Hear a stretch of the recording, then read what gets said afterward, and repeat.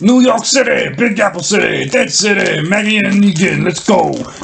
Down. Ranking all episodes. Let's go, Fog Entertainment. There's only 6 to rank. And damn, it smells like shite. Let's go. Live in New York City. New York City, damn. 6 too many. Not the greatest season of Dead City or The Walking Dead. Well, it's only been one season of Dead City, so I mean, hold your horses there, boy. So what you're saying is it's the best season and also the worst season of Dead City? That's what I'm saying. Well, buddy. Lauren Cohon did say that she wants at least 4 or 5 seasons of Dead City. Do you think we'll get that? They are milking this to the... It's going to get to a point, right? In order to watch all The Walking Dead, you're going to need to watch about 50 seasons of fucking television. No one should have to go through that. Yeah, so I don't know. I mean, if they're going to produce so much TV, can you not at least make them good? So we can actually watch good TV? Yeah. I mean, The Walking Dead hasn't been good since the original. And let's be real, the original didn't end good. I would say ever since The Walking Dead brought out Fear. I've never seen a show, though, that's so dependable on characters that they just won't kill off. These spin-offs are literally set on characters that we know are unkillable. I hate that about sequels and prequels and shit.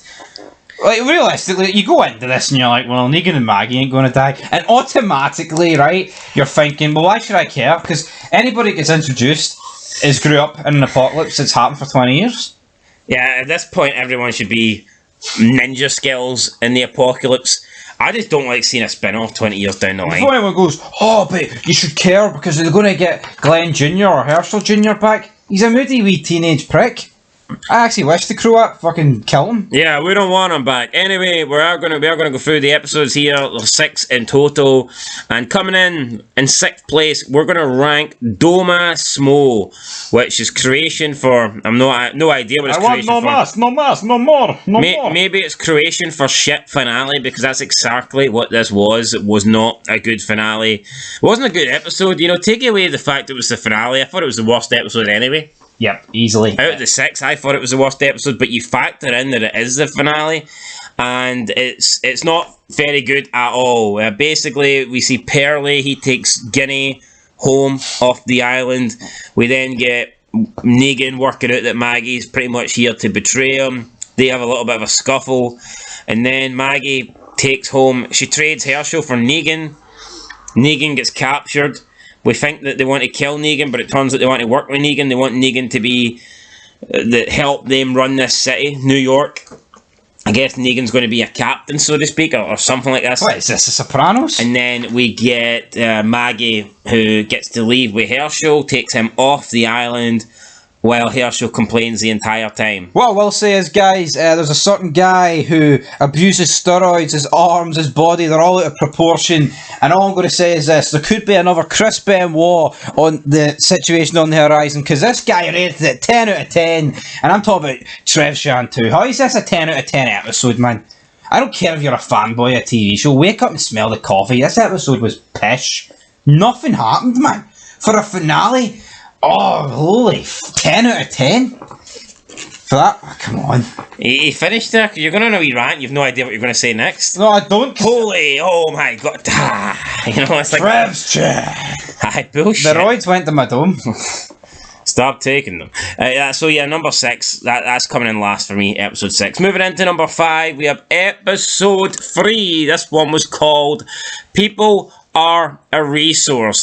We basically get to see what the Croats camp is looking like. He kidnaps Pearlie here. Or, I mean, can you kidnap a grown man? I'm not too sure, but he takes him hostage, and we see that he is basically creating, like, methane out of... He's using, like, the walkers or whatever. The gas to produce electricity. Yeah, because... We see flashbacks with Negan as well, and his wee gardening hat did not care for them one bit. So yeah, he's using people as a resource, hence the name of the title. This episode, right, Negan and Maggie literally just stay in that, like, apartment complex with the rest of that other crew. Do not move. Negan in the end kills some big black guy whose name is totally... Russell? Don't think it was Russell. I think it was Russell. But anyway, yeah, that's it. That's not a lot happens.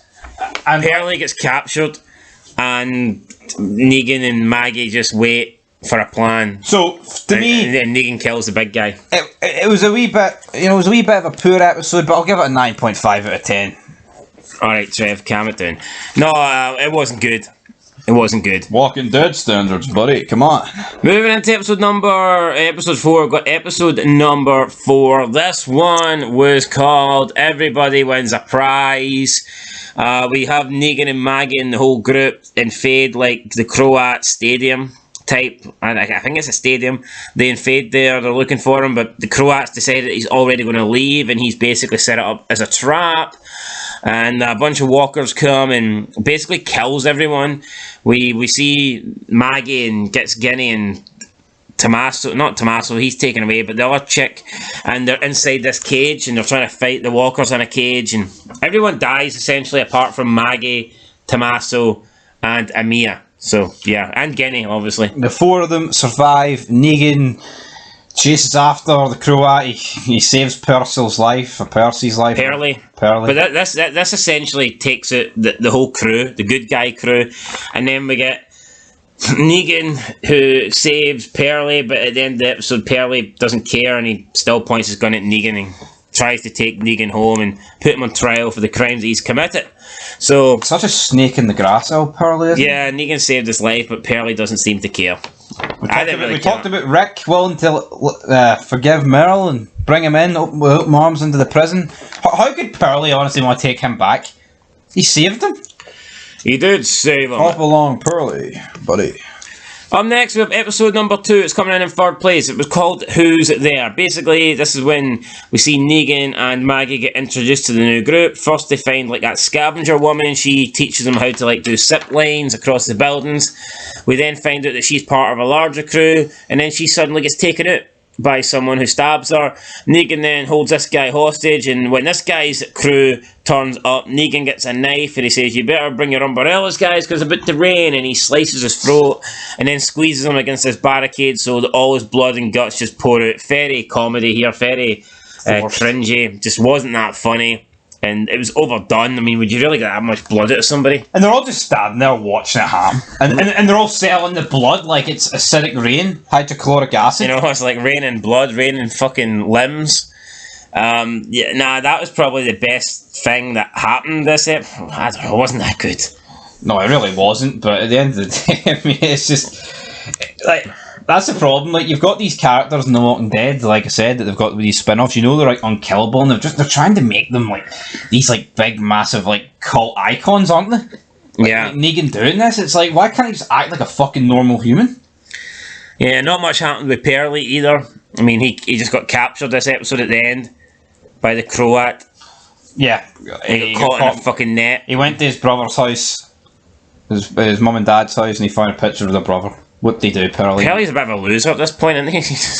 Why? Because I see him for the premiere. He was The Rock.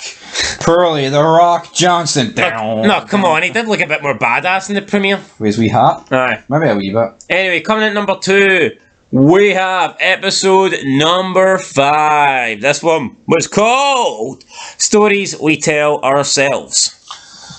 In this episode, I mean, it was the aftermath of the episode 4 where we had the whole stadium takedown. We got 2 big character... Whoa! Let me repeat that there. We had 2 big character deaths also. We did? Tommaso and Amia.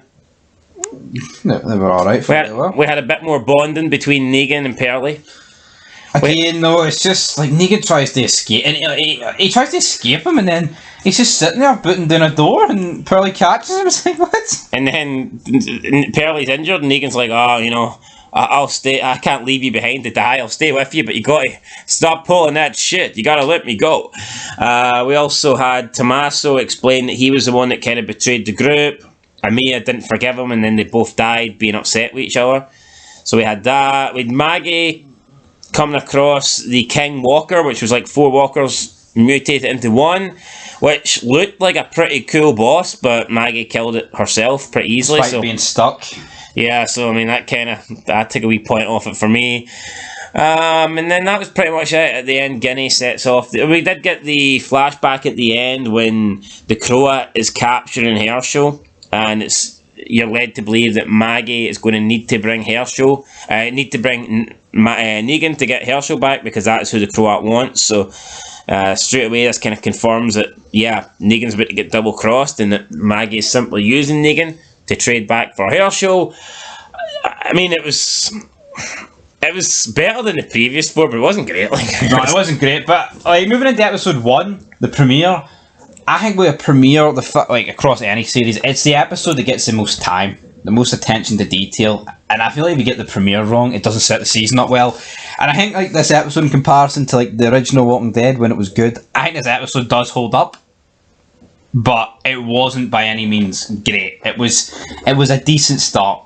And for me, quite comfortably the best episode of the season. I like the new setting. I like the fact that we're in New York and you can actually see that we're in New York. A lot of times with The Walking Dead, it's literally just people walking about the forests with zombies creeping on. Georgia. Oh, we're walking about the jungle. Look, there's trees, there's bushes. You know, we've seen all that shite. There's country roads, there's deserted roads.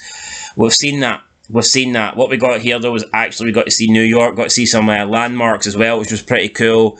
We get introduced to the characters, we get introduced to Pearlie, he's hunting down Negan, he sacrifices someone who's holding information about Negan. This shows that Pearlie's a badass. We then get him and his crew cross the Hudson River. They follow Negan and Maggie after they kidnap one of his guys. We get a shootout in this like factory. Laundromat. Laundry.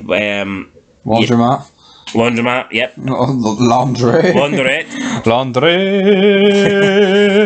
Yeah, no, it was a pretty good episode. Maggie could have killed Pearlie here and then, but she decided not to. And no, I mean, that was it. I didn't think the episode was great, but I thought it was the best out of what we got. I thought it was the best in the whole season 1, so. Easily, man. It felt like I had a fresh like a paint as well. Like I said, new scene, new set, new That's characters. what I will say though. It's if you look at the episode from say it was like episode 4. I know it doesn't make much sense, but I think it is just the fresh like a paint that helps it. Like the intro for me sucked. Maggie killing a walker with a camera after it sneaked up on her. I mean, really? That's as creative we could have fucking got for New York. I feel like we've seen that a million times. Yeah. A million times. Anyway, guys, that is our ranking. That's our list. In order of worst to best, we went with 6, 3, 4, 2, 5, and 1. Let us know your list down below. We'll catch you in the next one. There's more Dead City content to come. It has been renewed for a second season. Don't really know if we need to talk more about that, but potentially there might be a video there if there's more information on it. But we knew it was going to be a second season anyway. I've seen a lot of videos over the past week going, oh, second season. I mean, they said that it was doing a second season. They said it was doing 2 seasons before you even started. So They've started filming it. Yeah, so I a couple months ago. I don't know why people are treating it as if it's breaking news. Anyway, guys, that's it. Let us know your thoughts down below. Catch you in the next one. Till then, the home of all the real news. No fake shit on this channel. Peace.